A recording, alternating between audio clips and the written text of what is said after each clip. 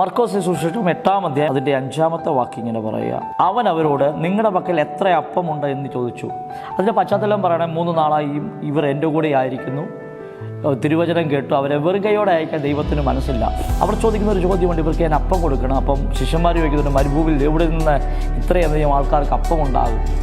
പക്ഷേ അവിടെ നിങ്ങൾ നോക്കിയേ, ദൈവം അവിടുത്തെ സാധ്യത ഉപയോഗിക്കുകയാണ് ചെയ്തത്. അവിടെ പറയാം, ഒരു ബാലനയിൽ കുറച്ച് അപ്പമുണ്ട്, കുറച്ച് മീനുകളുമുണ്ട്.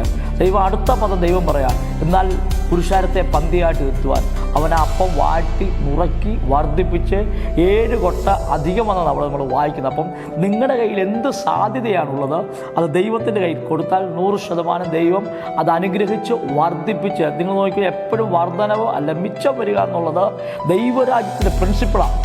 ഹല്ലേലൂയ. ദൈവരാജ്യത്തിൻ്റെ പ്രിൻസിപ്പിളാണ് മിച്ചം വരിക എന്നുള്ളത്. ദൈവം എന്ത് ചെയ്താലും അതിനകത്തൊരു ദൈവരാജ്യത്തിൻ്റെ ഗ്രേസ് കരമിറങ്ങി വരുന്നത് നിങ്ങൾക്ക് കാണാൻ നോക്കും. അപ്പോൾ ഇവിടെ പറയാം 7 കൊട്ട മിച്ചം വന്നെന്ന്. അത് വാട്ടി നുറുക്കി കൊടുത്തതിന് ശേഷം 7 കൊട്ട മിച്ചം വരണമെങ്കിൽ അത് ദൈവ രാജ്യത്തിൻ്റെ പ്രിൻസിപ്പിളാണ്. അപ്പോൾ നിങ്ങളുടെ കയ്യിൽ എന്താണോ ഇരിക്കുന്നത് ആ സാധ്യത ദൈവത്തിന് കൊടുക്കുക. ദൈവം വാട്ടി നുറുക്കി അതിനെ മിച്ചമാക്കി കൈ തരും. Thank you. God bless you.